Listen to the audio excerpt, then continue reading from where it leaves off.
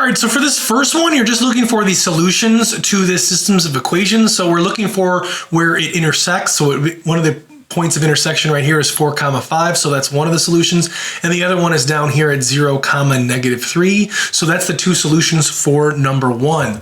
Number 2, it's the same thing, only this time there's only going to be one solution right here, but that one solution has a multiplicity of 2, as you can see from this bounce right here. You know that it's a multiplicity of 2 because it's quadratic, and that power is, and the degree of that quadratic is 2, so that means there's 2 answers. But since there's only really one intersection point, it has a multiplicity of 2 at -2, 5.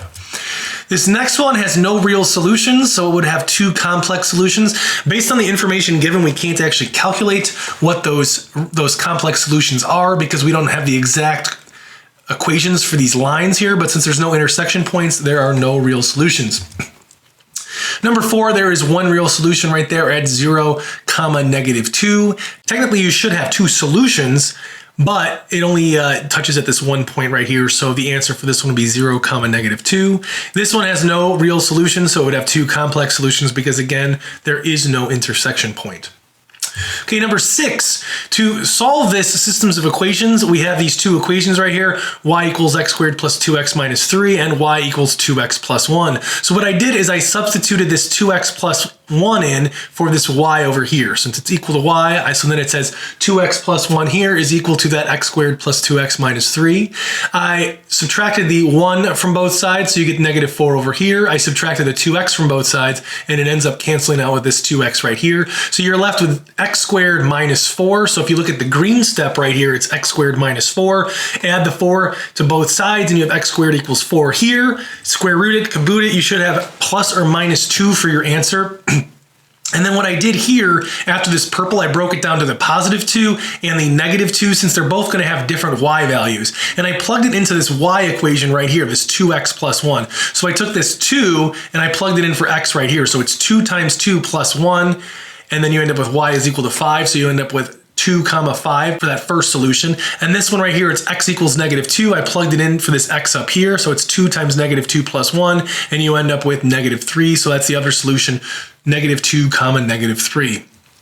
For number 7, I plugged in 3 for wherever there's a y. So there's a y right here, so I plugged in a 3 here. What I did is I added the x squared over to both sides, I added the 6x to both sides, and I added 6 to both sides. So you end up with 0 on the right side, and then that 6 plus 9 right here, that 6 plus 3, I'm sorry, ends up being that 9. Now we have a quadratic equation right here, and what you do to solve this quadratic equation is use the quadratic formula, so that's what I did in yellow right here. It's -b, so it's going to be -6 plus or minus the square root of this middle term, b squared, is 36, so that's what this 36 is here, minus 4 times 1, so 4 times a, which is 1, times 9, which is that c. So minus 4ac is 36. So you end up with -6 plus or minus 0. Whenever there's a plus or minus 0, you have to know that that ends up being a multiplicity because it's plus 0 and minus 0. That's 2 separate answers technically. And then we're still dividing it by 2. So it's going to be -6 divided by 2 is -3. But again, that plus or minus 0 makes it so you have to have that multiplicity of 2 there. Okay, number 8. What I did is I took this y equals -x plus 1 and I plugged it into this y right here. So that's what I have right here in red. And then I added x to both sides, and then I added -1 to both sides. So that -1 basically gets rid of that 5 right there and becomes a 4. And then adding the x ends up being right here, and it's equal to 0. From here, I expanded out this x minus 2 quantity squared, so it's -x squared minus 4x plus 4. If you gridded this out right here, you would end up with this x squared minus 4x plus 4, plus x plus 4, okay? Then I'm going to combine this x with this -4x right here, but first I have to distribute this negative sign right here. So I distributed that to each of these terms here, so you end up with -x squared plus 4x minus 4.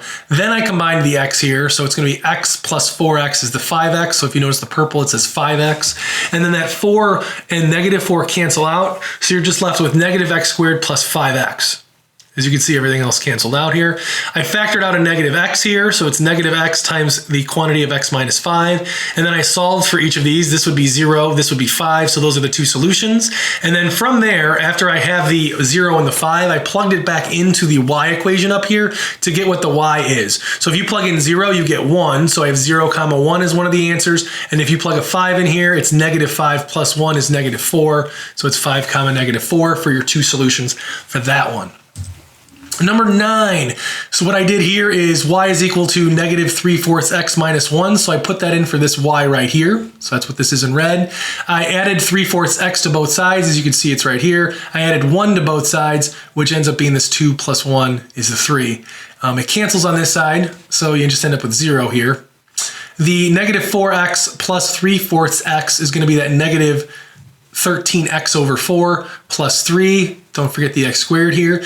Now, just to make this a little bit simpler, what I did is I multiplied everything by 4 here to get rid of that denominator. So I multiplied this x squared by 4, so it's 4x squared. I multiplied this negative 13x over 4 by 4, and then the 4 goes away. I multiplied the 3 by 4, and you get 12. Now from here I used quadratic formula, so I did negative b plus or minus the square root of b squared, so that's the 169, minus 4ac, so 4 times 4 times 12 is 192. Divide that all by 2a, which is 8. And then from here I simplified. Negative 169 minus 192 is negative 23, so that square root of negative 23, I pulled the I out of it right there, and you end up with this for the solutions right here. And because of that, there are no actual real solutions. It's just imaginary. So I just wrote no real solutions for that one. And the last one, number 10, what I did here is I substituted the 3x minus 2 in for the y over here.